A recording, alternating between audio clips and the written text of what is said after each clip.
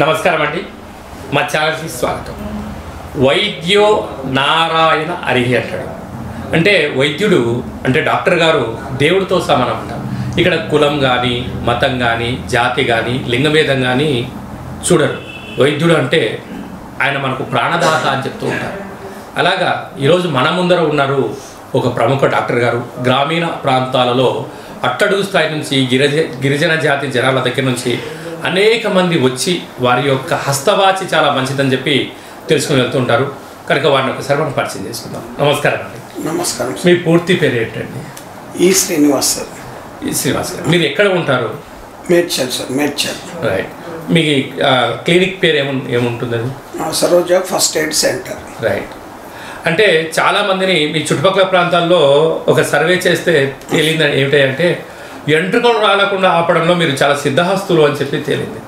దీనికి మీరు యువతకు కానీ పెద్దవారికి కానీ వాళ్ళకి ఇచ్చే సలహా ఏమిటి?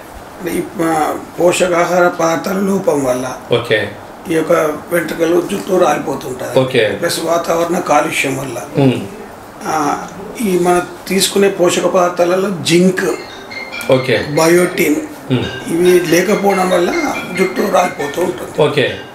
కాబట్టి మనం తీసుకునే పోషక పదార్థాలలో జింకు, బయోటిన్, మళ్ళీ మంచి విటమిన్స్ ఉండేటట్టు మనం పోషక పదార్థాలు తీసుకోవాలి. ఓకే. అలాంటి ఆహారాలు తీసుకుంటే అది రిజల్ట్ ఎన్ని రోజులకు ఉంటుందండి? ఉంటుందండి, ఒక 2-3 నెలల్లో మనకు మంచి రిజల్ట్స్ వస్తాయి. రాలిపోయిన ఎంట్రుకలు వస్తాయా? రాలిపోయిన కొంచెం వస్తాయి, కొద్దిగా వస్తాయి. ఓకే. జీవకణాల ఉత్పత్తి మీద ఆధారపడి ఉంటుంది. ఆ లోపల ఇమ్యూనిటీ మీద ఆధారపడి ఉంటుంది. ఓకే. అంటే శరీరంలో రోగ నిరోధక శక్తి తగ్గి ఉన్నప్పుడు కూడా ఎంట్రుకలు రాలిపోతాయి. అంటే ఇప్పుడు మనకు జ్వరం ఉంది, 99 డిగ్రీలు ఉంటుంది, అంటే ఈ పై చిలికితే జ్వరం వచ్చింది. అలాగా ఒక హ్యూమన్ బాడీలో రోగ నిరోధక శక్తి ఎంత శాతం ఉండాలని పరిగణలోకి తీసుకోవడానికి అవకాశం ఉంటుంది?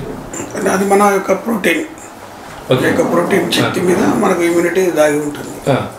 ఇమ్యూనోగ్లోబిన్ అనే దాని మీద మన యొక్క ఇమ్యూనిటీ దాగి ఉంటుంది. ఓకే. ప్రోటీన్ వ్యవస్థ కరెక్ట్గా ఉండాలి.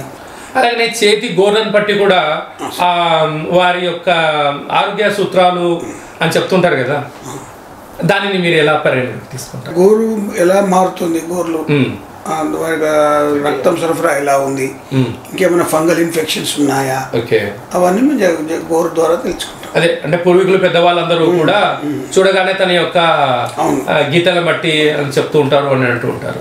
కాపాడుకునే మానవ ప్రయత్నం చేయండి, వ్యాధుల బారిన పడకుండా మనల్ని కాపాడుకుందాము అనేటువంటిది ఈ యొక్క వీడియో సారాంశము. అలాగే డాక్టర్ గారి సలహా తీసుకుందాం. రాబోయే ఎపిసోడ్లో అనేక వ్యాధులకు చిన్న ఇంట్లో మనం చేసుకునే అల్లము, వెల్లుల్లి అలాంటి ఆయుర్వేద స్వరూపమైనటువంటి వాటితో తెలుసుకునే ప్రయత్నం చేద్దాం. మరొక ఎపిసోడ్లో కలుద్దాం. నమస్కారం.